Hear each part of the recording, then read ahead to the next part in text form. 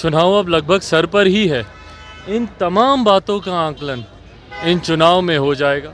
40 के 40 सीटों पर हम लोगों के लोकसभा हम लोग के चुनाव प्रभारी कौन एनडीए में है कौन नहीं है, इसका सर्टिफिकेट तो किसी से नहीं चाहिए ना। तो फिर वो तस्वीरें क्या थी? या तो वो तस्वीरें गलत थी या अब जो कहा जा रहा है वो गलत है।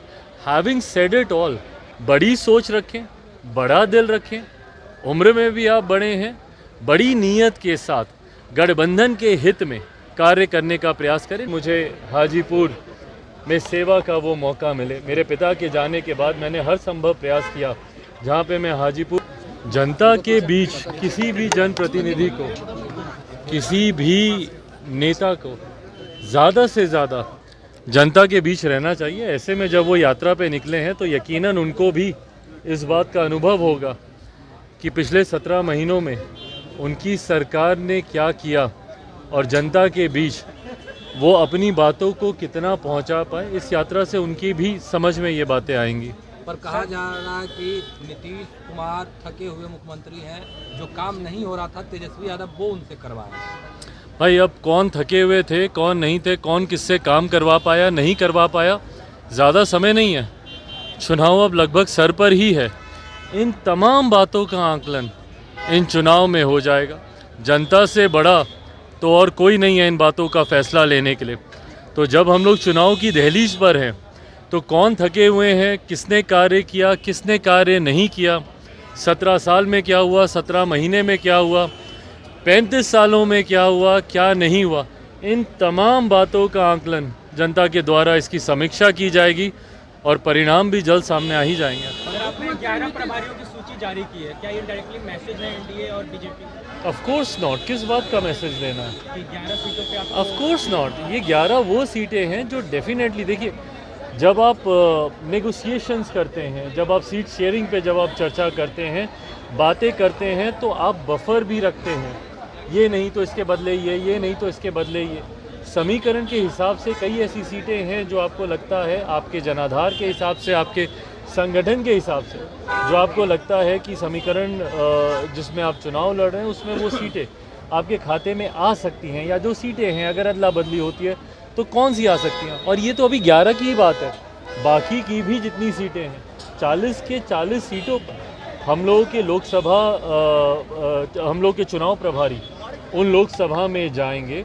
और मैं बार बार इस बात को कहता हूँ कि मैं सिर्फ अपनी सीटों पर ही ध्यान दूँ और मेरे गठबंधन को, मेरे संगठन का लाभ ही ना मिले तो फ़ायदा क्या गठबंधन में होने का। अगर आज की तारीख में अगर मैं एनडीए गठबंधन में हूँ, भाजपा के संगठन का मुझे लाभ ही नहीं मिले तो मेरा उस गठबंधन में होने का क्या फ़ायदा। उसी तरीके से जिस गठबंधन का हिस्सा हम लोग हैं, हमारे सहयोगी को भी उसका उतना ही लाभ मिले, उस सोच के साथ हर जिले में, हर लोकसभा में हमारा संगठन मजबूत हो, उस सोच के साथ ये जिम्मेदारी पार्टी के वरिष्ठ पदाधिकारियों को दी गई है।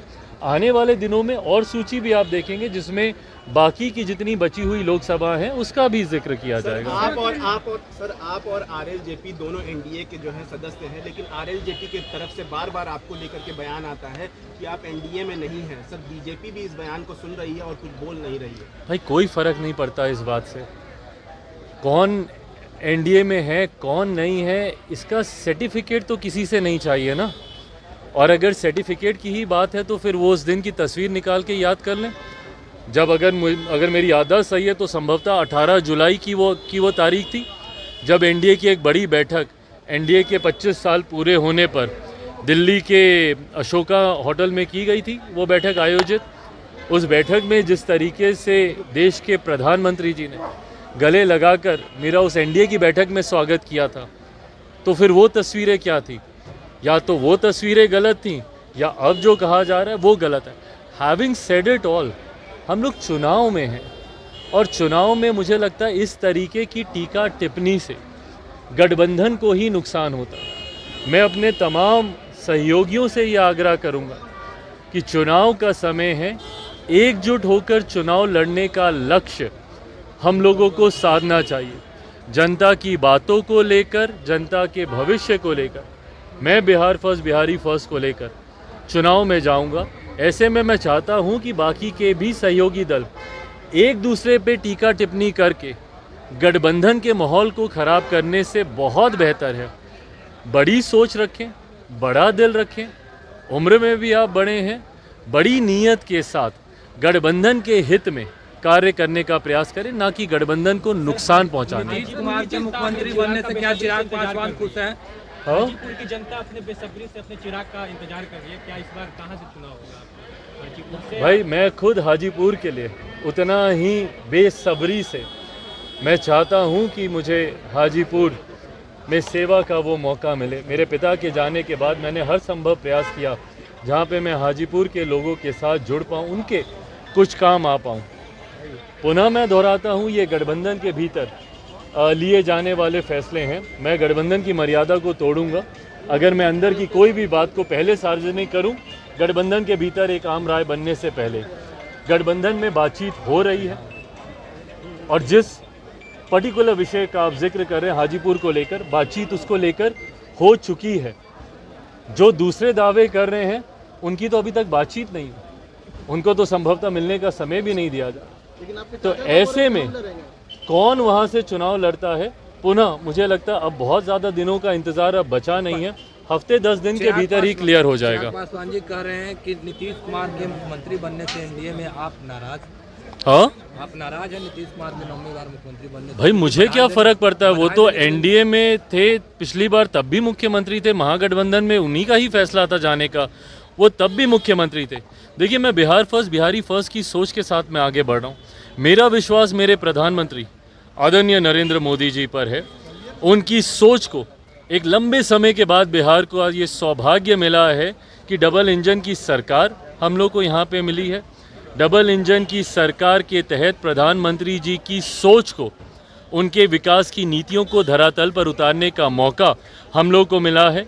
ये एक सुनहरा अवसर है जिसका कम समय में ज़्यादा से ज़्यादा लाभ हम लोग को उठाना चाहिए। नीतीश कुमार जी को राजद में महागठबंधन में आने का ऑफर कर रहा है, भाई मुझे नहीं पता, दरवाजा खुला है। मुझे नहीं पता ऑफ़र उनका कौन स्वीकारता है नहीं स्वीकारता है, बट जैसा मैंने कहा कि मौजूदा परिस्थिति में जब लोकसभा के चुनाव सर पर हैं, अपने गठबंधन को मजबूती देते हुए जनता से जुड़े हुए विकास के कार्यों को, जनता के मुद्दों को उठाते हुए चुनावी समर में उतरने का अब हम लोग को प्रयास करना चाहिए। ध्यान पूरी तरीके से वहाँ पे केंद्रित होना चाहिए, ना कि किसी भटकाव चिराग की ओर। पासवान की बात तेजस्वी यादव से हुई है? नहीं भाई, हमारी क्यों बात है? कहा जा रहा है कि तेजस्वी यादव चिराग पासवान की सेटिंग हो गई है और चिराग पासवान भाई जो लोग ये बातें कह रहे हैं और जो लोग इस तरीके का भ्रम फैलाने का प्रयास कर रहे हैं, मैं पुनः उन लोगों से आग्रह करूंगा कि गठबंधन की मर्यादा को समझें। व्यक्तिगत द्वेषों को, व्यक्तिगत मतभेदों को, गठबंधन को इसका नुकसान पहुंचे ऐसा कोई कार्य किसी भी गठबंधन के सहयोगी को नहीं करना चाहिए। और जिस दल के द्वारा और जिन नेताओं के द्वारा ये बातें कही जा रही हैं, उनसे मेरा रिश्ता भी है, वो मेरे रिश्ते में मेरे आदरणीय हैं। मुझे तकलीफ़ तब होती है जब वो ऐसी बातें करते हैं और जब वो बातें सार्वजनिक प्लेटफॉर्म्स पे जाती हैं, सोशल मीडिया पे जाती हैं, यूट्यूब पे जाती हैं, आपके डिजिटल प्लेटफॉर्म्स पे जाती हैं, उसके नीचे कमेंट्स पढ़िए। बिहार की जनता किस तरीके से उनको जवाब देती है। भाई मुझे भी अफसोस होता है क्योंकि मेरे परिवार के वो लोग हैं, अपने परिवार के सदस्यों के बारे में ऐसे आपत्तिजनक कमेंट्स पढ़कर मुझे भी तकलीफ़ होती है। मैं चाहूँगा कि वो भी इस बात का ध्यान दें, जनता की भावना को वो समझें।